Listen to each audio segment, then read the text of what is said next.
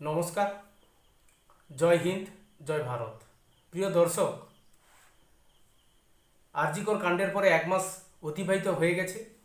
প্রতিদিন পেঁয়াজের খোসার ন্যায় যে কোনো একটা বিস্ফোরক তথ্য কিন্তু আমাদের সামনে উঠে আসছে।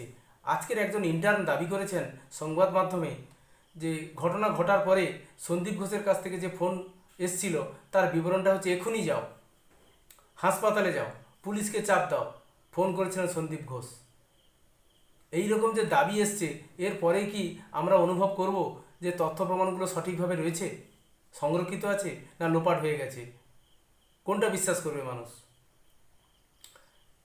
সুপ্রিম কোর্টে শুনানির পরে মুখ্যমন্ত্রী মমতা ব্যানার্জির পক্ষ থেকে যে আবেদন করা হয়েছে রাজ্যবাসীকে, সেখানে উৎসবে ফেরার জন্য বলা হয়েছে। সত্যি কি তাই? উৎসব দিয়ে আন্দোলনকে ভাঙা যাবে? এই ভগ্ন হৃদয় নিয়ে মানুষ উৎসবে সামিল হবে? কি মনে হয়? আরজিকর কাণ্ডের হত্যাকাণ্ড, তার পরিপ্রেক্ষিতে রাজ্য জুড়ে যে আন্দোলন স্বতঃস্ফূর্ত চেহারা নিয়েছে, জুনিয়র ডাক্তার, নাগরিক সমাজ, মহিলাবৃন্দ, আপামর সর্বস্তরের মানুষ আন্দোলনে সামিল হয়েছে। কারণ ন্যায় বিচার। তাদের কোথাও না কোথাও মনে হয়েছে যে অবশ্যই এখানে তথ্য প্রমাণে হ্যাম্পারিং হয়েছে, যাতে পরবর্তীতে দোষীরা আড়ালেই থেকে যায় এবং যারা দোষী তাদেরকে প্রকৃতপক্ষে দোষী সাব্যস্ত করে শাস্তি দেওয়ার ক্ষেত্রে যে তথ্য প্রমাণের প্রয়োজন, সেগুলো কোথাও না কোথাও ধামাচাপা দেওয়ার চেষ্টা করে দেওয়া হয়েছে। তার জন্যই এই স্বতঃস্ফূর্ত আন্দোলন। এই আন্দোলনের ব্যাপ্তি আজকের শহর থেকে জেলা, জেলা থেকে রাজ্য, রাজ্য থেকে দেশ, তারপরে বিদেশেও ছড়িয়ে সারা পৃথিবীব্যাপী এই আন্দোলনটা চলছে। উই ওয়ান্ট জাস্টিস, আমরা ন্যায় বিচার চাই। এভাবেই কিন্তু আন্দোলনটা আজকের ব্যাপ্তির দানা বেঁধেছে। তাতেও কি ঘুম ভাঙছে না? পুলিশি ব্যর্থতা, স্বাস্থ্য বিভাগের ব্যর্থতা, এগুলো কি কোথাও প্রকাশ পাচ্ছে না? তার কোথায় স্বীকারোক্তি যে হ্যাঁ সত্যি স্বাস্থ্য বিভাগ এবং পুলিশ বিভাগের মধ্যে কিছু ত্রুটি থেকে গেছিল? সুপ্রিম কোর্টে, হাইকোর্টের মাধ্যমে প্রত্যেকটা ক্ষেত্রে রাজ্য সরকারকে তীব্র সমালোচনা করা হয়েছে যে ঘটনা ঘটার পর থেকে তথ্য প্রমাণ সংরক্ষণের ক্ষেত্রে কোথাও দায়িত্ব জ্ঞানহীনতার পরিচয় দেওয়া হয়েছে। মানুষ এই ন্যায় বিচারের দাবিতে, যে একটা ঘটনা ঘটে যাওয়ার পরে তাকে চাপা দেওয়ার প্রয়াস কেন সেখানে স্বচ্ছতা থাকবে না? যারা অন্যায় করেছে তাদের বিরুদ্ধে কেন ব্যবস্থা নেওয়া হবে না? তারা কেন ছাড় পেয়ে যাবে? তার জন্যই তো নাগরিক সমাজে আজকের এই আন্দোলন। আজকের মৃত অভয়ার বাবা মাকেও নামতে হয়েছে। মানুষ যখন বিচারের দাবিতে আদালতে শরণাপন্ন হয় এবং সরকারে শরণাপন্ন হয়, যখন সেখান থেকে দেখে যে কোনোভাবেই ন্যায় বিচার পাওয়ার ক্ষেত্রে এক প্রতিবন্ধকতা তৈরি হচ্ছে, তখন কিন্তু মানুষ রাস্তায় নেমে আসেন। আজকে তারই ফলশ্রুতিতে সব কিছুই ঘটছে। আন্দোলন, স্বতঃস্ফূর্ত আন্দোলন কিন্তু মানুষের মধ্যে করছে। প্রত্যেক একবার রিক্সাওয়ালা পর্যন্ত এই আন্দোলনকে সমর্থন করছে। বাড়ির যে গৃহস্থালী যারা কাজ করেন, যে মহিলারা অতি সাধারণ, তারাও বলছে না সত্যি কিছু লুকোনো হয়েছে, অবশ্যই লুকানোর প্রয়াস চালিয়ে যাওয়া হয়েছে, শাস্তি হোক, শাস্তি দরকার। এই জনগণের যে পালস, এই পালসটা কি শাসক বুঝতে পারছে? রাজ্য সরকার অনুভব করতে পারছে? আজকে যে জহর সরকার যে তথ্য দিচ্ছেন বা যে অভিযোগগুলি আনছেন, সত্যি সরকারের পক্ষ থেকে কী পদক্ষেপ নেওয়া হয়েছে যে রাজ্যবাসী শান্ত থাকবে? রাজ্যবাসী এইভাবে শান্ত থাকবে যে অবশ্যই ন্যায় বিচার দেবে? তার কোনো প্রয়াস কি দেখা গেছে?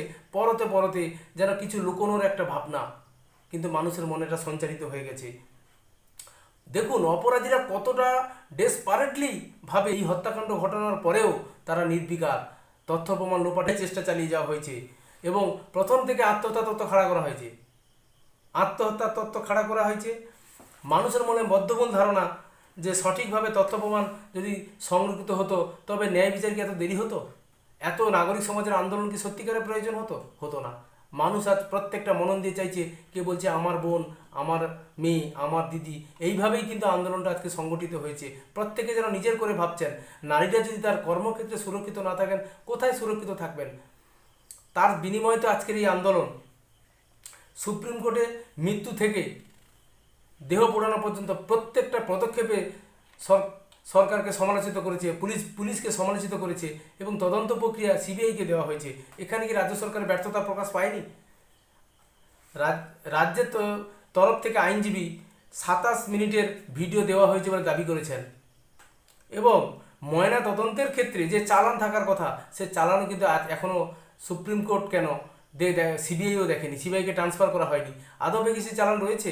সে চালান এলেই তো কিন্তু অনেক তথ্য কিন্তু পরিষ্কার হয়ে যাবে যে সত্যি তথ্য প্রমাণ লোপাটের যে আশঙ্কা সিবিআই করছিল বা হাইকোর্ট বা সুপ্রিম কোর্ট করছে সেটা সত্যি কিনা। নাগরিক সমাজ, মানুষ কিন্তু বিচার করে দেখছে যে সত্যিকারে তথ্য প্রমাণ অনেক ক্ষেত্রে লোপাট করে দেওয়ার সম্ভাবনা তৈরি হয়েছে। আর সেটা যদি হয় তবে কিন্তু প্রকৃত অপরাধীদের শাস্তি দেওয়া খুবই অসম্ভব হয়ে উঠতে পারে। তার জন্য নাগরিক সমাজের এই আন্দোলন। কিন্তু রাজ্য সরকারের আইনজীবী কপিল সিব্বাল তিনি সুপ্রিম কোর্টে যে আবেদন করছেন বা দাবি জানিয়েছে যে তথ্য প্রমাণ সংরক্ষণের ক্ষেত্রে রাজ্য পুলিশের সঠিকভাবে তদন্ত করেছে এবং তথ্য প্রমাণও সঠিকভাবে সংগ্রহ করে রেখেছে। এই দাবি কি সত্যি ঠিক? মানুষ কি মনে করছে? দাবি অনেক করা যায়, কিন্তু কোনটা ঠিক কোনটা বেঠিক তার বিচার কিন্তু মানুষের হাতেই রয়েছে। আন্দোলনরত ডাক্তাররা, নাগরিক সমাজ সবাই মনে করছে প্রকৃত অপরাধীর আড়াল করে যাওয়ার চেষ্টা হয়েছে প্রতিটি স্তরে।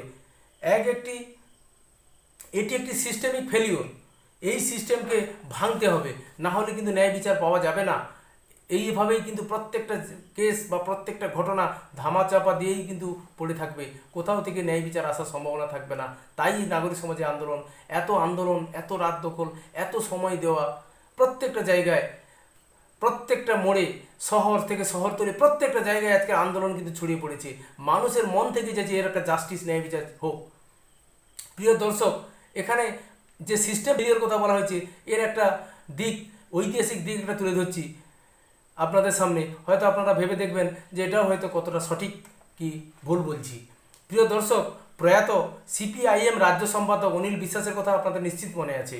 এই অনিল বিশ্বাস, বর্তমান পেপারে তখন প্রায় প্রাত্যহিক লেখা হতো অনিল আয়ন, যে নাগরিক সমাজের প্রত্যেকটা ক্ষেত্রে রাজনীতির দল, পার্টিকে ব্যবহার করো, পার্টিকে ইনভলভ করে দাও, তবে সরকার বহুদিন ধরে ক্ষমতায় থাকবে।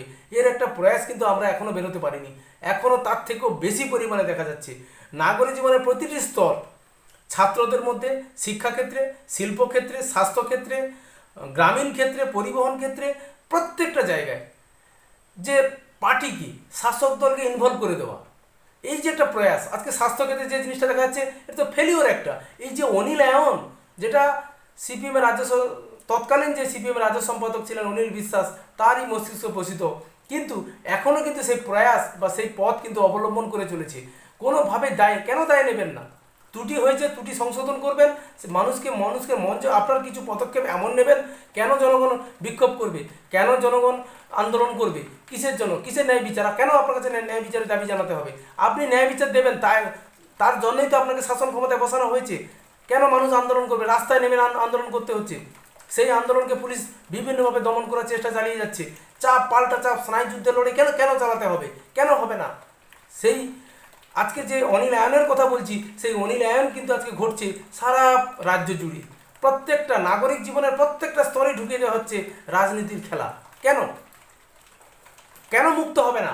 কেন রাজনীতির জায়গা? রাজনীতি আলাদা, শাসক দল আলাদা, রাজ্য সরকার আলাদা, এবং শাসক দল একটা আলাদা থাকবে, বিরোধী দল আলাদা থাকবে, পুলিশ বিভাগ আলাদা থাকবে, স্বতন্ত্র কিছু বিভাগ থাকবে।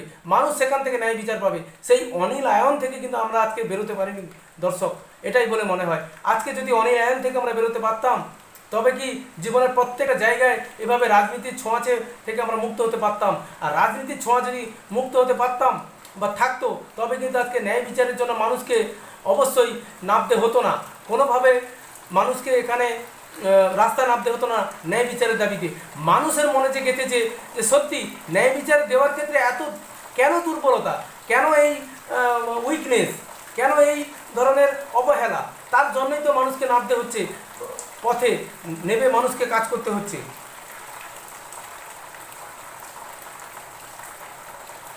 এই সিস্টেমের দুর্নীতির জন্য, এই সিস্টেম যে দুর্নীতির জন্য এত বাড়বাড়ন্ত, এই বাড়বাড়ন্তের কারণেই কিন্তু তার প্রতিবাদে নাগরিক সমাজে কিন্তু এই আন্দোলন। এই সিস্টেমকে ভাঙতে হবে। ঘুঘুর বাসা প্রত্যেকটা স্তরে, সরকারের যে প্রত্যেকটা স্তর আছে বা বিভাগ আছে, প্রত্যেকটা বিভাগেই এক প্রকার রাজনীতি ইনভলভেশন ঘটে গেছে। বিরূপক্ষ, অভিজ্ঞ, এরা কারা? কার রিপ্রেজেন্ট করছে? এরা তো একটা ডাক্তার, তার কাজ হচ্ছে মানুষের সেবা করা। তারা কেন রাজনীতির সঙ্গে জড়িয়ে পড়ছে? কেন তারা মুক্ত হতে থাকবেন না? এই জিনিসগুলো কিন্তু দর্শক মনে হয় অনিল বিশ্বাসের যে বস্তুত সেটা কিন্তু সমানভাবে এগিয়ে নিয়ে চলছে বর্তমানে, কোনোভাবেই সেখান থেকে মুক্ত হতে পারছে না। অবশ্যই যদি এই রাজনীতিকরণের জায়গাটা যদি সঠিকভাবে নিষ্পত্তি হয় বা কলঙ্কমুক্ত হয়, রাজনীতি ছোঁয়াচে থেকে সরকারের প্রতিটি বিভাগ যদি মুক্ত হয়, তবে কিন্তু এইরকম ঘটনা আসবে না। আজকে এই যে থ্রেট কালচার কেন হবে? ভয় দেখানো, ভীতি প্রদর্শন করা, নাম্বার কমিয়ে দেওয়া, ফেল করিয়ে দেওয়া, ট্রান্সফার করিয়ে দেওয়া, এই ধরনের ভয় ভীতি কেন সঞ্চারিত হবে? কি কারণে হবে? অবশ্যই সেদিকে রয়েছে। আজকে জুনিয়র ডাক্তাররা যে আন্দোলন করছেন, তারা কিন্তু এভাবে সিস্টেমেটিক ফেলিওরের জায়গায় ছিলেন। এতদিন তারা সহ্য করেছেন, আর সহ্য করছেন না, তারা মাথা তুলে দাঁড়িয়েছেন, প্রচলিত সিস্টেমের বিরুদ্ধে আঙুল তুলেছেন এবং আন্দোলনে আজকে কখনো লালবাজার অভিযান করছে, আজকে স্বাস্থ্য বিভাগে অভিযান করছেন। কেন না? তাদের বিভিন্ন সময় কর্মক্ষেত্রে তাদেরকে চাপ তৈরি করা হয়, তাদের উপর প্রেসারাইজ তৈরি করা হয়। কেন তৈরি হবে? কেন মুক্ত হবে না? সরকারের যে বিভাগ, এই বিভাগগুলো কেন মুক্ত থাকবে না? কেন সেখানে থ্রেট কালচার যুক্ত হবে? সেই থ্রেট কালচার এবং ভয় ভীতি প্রদর্শন থেকে শুরু করে যাবতীয় যে কর থেকে মুক্তি পাওয়ার জন্যই কিন্তু আজকের এই ধরনের নাগরিক আন্দোলন, এবং মানুষও এই আন্দোলনকে, জুনিয়র ডাক্তার আন্দোলনকে সমর্থন করছে। সে রাজনৈতিক, অরাজনৈতিক। এত অরাজনৈতিক মিছিল কখনো দেখেছেন? যে দলীয় পতাকা ছাড়া ভারতীয় জাতীয় পতাকা নিয়ে লাখো লাখো মানুষ এই আন্দোলনে সামিল হয়েছে। এই পালস কি আপনারা বুঝতে পারছেন না? না, বোঝার চেষ্টা করছেন না। আপনাদের উপরে দায় পড়ছে বলে কি আপনারা এড়িয়ে যেতে চাইছেন? এটা কি পারবেন? নাগরিক সমাজের আন্দোলন, যারা ন্যায় বিচারের দাবিতে আপনাদের মুখাপেক্ষী রয়েছে, তাদের প্রতি এইরকম ব্যবহার কেন করছেন? কেন পুলিশি দমন পীড়ন নেমে আসবে? তথ্য প্রমাণ লোপাটের কেন অভিযোগ আসবে? মানুষের মনে যেটা দানা বেঁধেছে, এর থেকে আমরা কবে মুক্তি পাবো? আগামী দিনে সেটা দেখা যাবে যে কিভাবে আন্দোলন জুনিয়র ডাক্তাররা এগিয়ে নিয়ে যান এবং স্নায়ুযুদ্ধের লড়াই তারা কতদিন টিকতে পারেন, এবং মানুষ কিভাবে এটাকে সহযোগিতার হাত বাড়িয়ে দেন এই আন্দোলনে, সেদিকে আমাদের লক্ষ্য থাকবে। ততক্ষণ আগামী দিনের প্রতিবেদন অবশ্যই আমরা আনব। ততক্ষণ আপনাদের কাছ থেকে বিদায় চাইছি। নমস্কার।